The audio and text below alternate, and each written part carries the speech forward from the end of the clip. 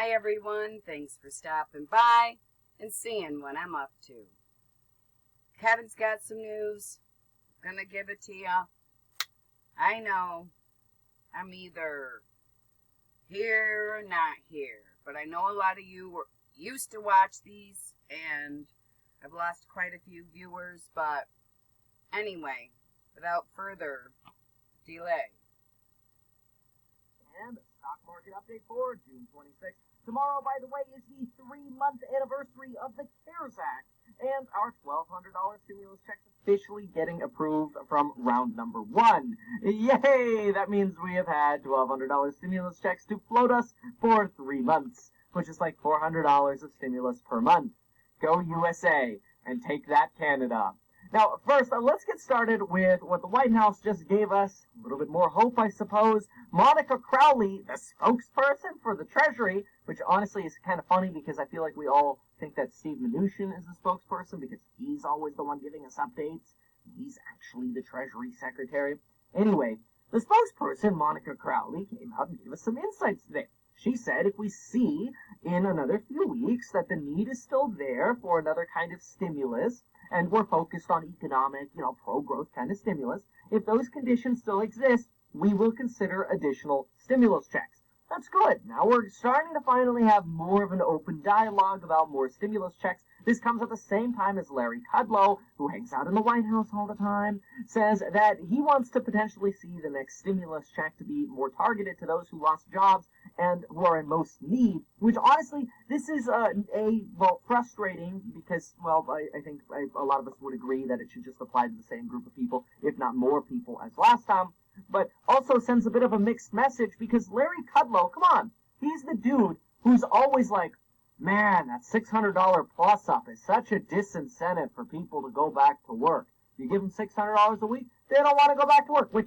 that's frustrating on its own when Larry Kudlow says that, because it's like, dude, really? You think everybody can just get up and go back to work like it's that easy? Anyway, there's that. But for him to say that, and then on the other hand say, maybe we should just target stimulus checks for people who are unemployed, that doesn't make sense.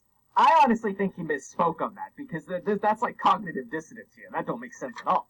Now, I do believe that they might sort of ratchet down the income limit, right? Last time you had to make under $75,000 to qualify for the full stimulus check. I wouldn't be surprised if they crank that down a little bit. Who knows, maybe 65,000 or 55,000. Although, keep in mind, even if Republicans try that, and the Trump cabinet tries that, although I don't think that's going to be a good move for politics thinking about it in an election year, I don't think the Democrats are going to be okay with any kind of reduction, since they're trying to broaden who gets the $1,200. They're also giving dependents $1,200, right? So this will be an interesting battle, but at least we're finally hearing consistently more information reiterating the next round of stimulus checks. Just think about this week, for example. We heard Donald Trump talk about the next round of stimulus checks, almost essentially saying yes to it. It was like a 99% confirmation. Now we hear the Treasury Department says absolutely another round of stimulus checks are on the table or in talks. And Larry Kudlow's not even talking about the stimulus checks coming. He's talking about them coming just being more targeted. So it's almost kind of like we're getting a relatively clear confirmation here. We certainly don't count the money yet until it actually shows up, okay? But the good news is the odds are the money would show up a lot faster than it did the last time. That 3-month anniversary, 3 months ago, March 27th, it took a lot of us, at the earliest until like April 15th to see the stimulus checks, which was almost 3 weeks. This next round, they could push a button on Monday and we could see the checks on Wednesday for those of us who gave our direct deposit information. Anyway, in the meantime, the House of Representatives just passed a bill to make Washington, D.C. a state. Honestly, I have to say I was a little bit blindsided by this, but I was not blindsided by Mitch McConnell saying that's dead on arrival. And we're going to wait and see.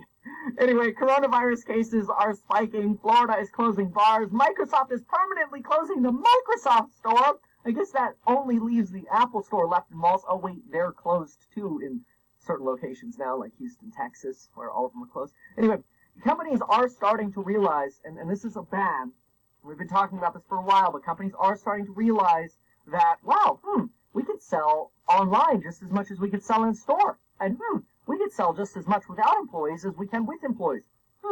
Maybe we don't need to rehire as much. This is bad. And it doesn't help that at the same time this is happening, and people don't necessarily want to go outside, at least people who are over 50 years old don't want to go outside. Then you have Larry Kudlow, who is over 50 years old, or older than 50 years, going, hey, we're just going to have to, quote, live with hotspots.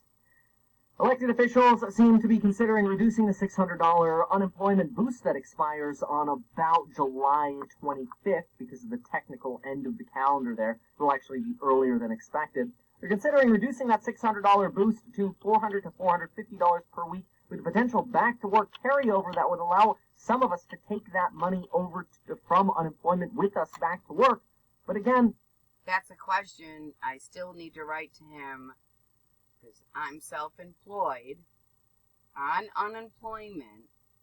You're going to give me, let's say, $450 to go back to work, and then I'm self-employed? Got to ask that question. This whole relocking down and pausing the reopening seems to be kind of throwing a wrench in that gear, which is also why I get a little bit annoyed when I hear people say, just wait for the next jobs report, just wait for the next jobs report. Dude, no. The next job report reflects like a euphoric period from June 1st to June 21st. That was some good euphoria there in the stock market and reopening. Well, what about like the last 9 days of June, where things are starting to fall apart again? The jobs report is going to be fugazi magic. It would be very, very, very dumb for the jobs report to be what Congress and senators and the government use to determine the next rounds of stimulus.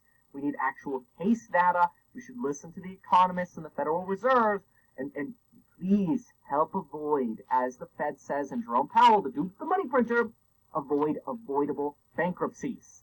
I tweeted Dave & Buster's yesterday and said, please, please don't go bankrupt like Chuck E. Cheese. And they replied and said that they were ready to play. Anyway, new data now shows that the amount of people requesting mortgage forbearance is skyrocketing. Applications went up every day last week, and I am going to take at least part of the blame for that. I've been highly encouraging you to take the $0 mortgage, and I outlined my reasons for this, how to do it, and some pitfalls to avoid in my mortgage forbearance video that I posted yesterday. So if you have a mortgage, you are a landlord, an investor, or an owner, and you have not yet taken mortgage forbearance, please consider watching the video. I'll link it down below. I'll put it up here somewhere. It is called New Stimulus Rule, Change to the $0 Mortgage Forbearance. And it provides you with all the updated information on that. In other news, consumer spending is up 8.2% in May. But again, we're coming up from basically a toxic pit of nothingness. At the same time, now China is threatening the United States. That harsh rhetoric from the United States is hurting their Phase 1 trade deal with the United States, which is leading to more tumult within the stock market, as if we didn't have enough tumult already today. And as I look over here, what the heck is this? Take a look at this. We've got an emergency alert. COVID-19 cases on the rise. This is like one of those Amber alerts. COVID-19 cases on the rise. Please social distance, wear masks, and stay healthy. Wow. Okay. We are now getting Amber alerts for cases being on the rise. I'm surprised that we didn't already know that.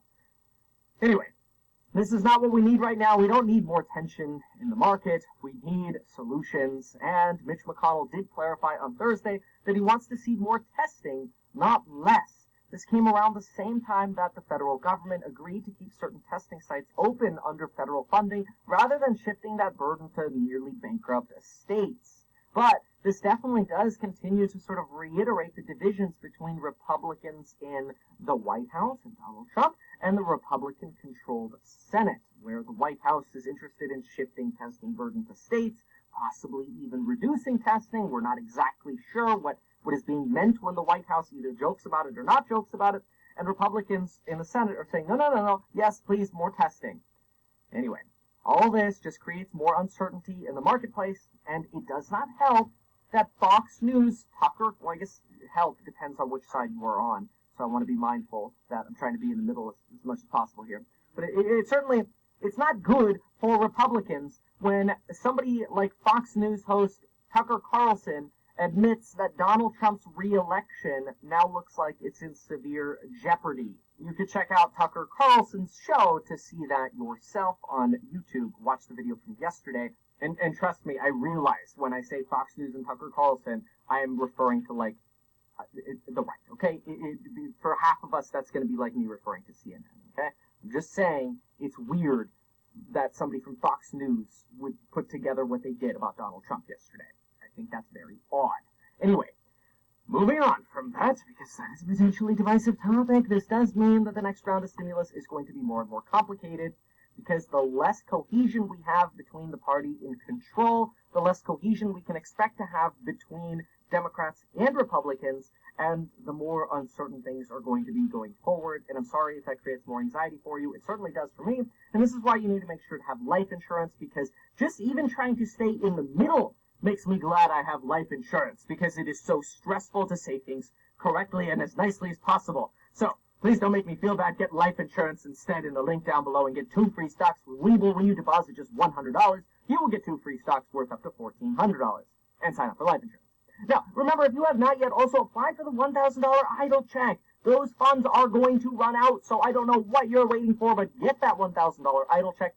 If you are at all self-employed, have a side hustle, gig worker, Uber, realtor, landlord, I don't care, apply for the idle. Also, you have 2 business days left to apply for the PPP. Monday and Tuesday are the last days that you can apply for the PPP. I personally recommend CabbageWithAK.com. Also, keep in mind that this income is taxable unless you spend it on business expenses. Always confirm this, of course, with your personal tax CPA. Now, for those of you, you might also want to check out my video breaking apart how you can take the PPP, unemployment, and the idle, and make sure you're kind of separating the timing on that so you're not double dipping.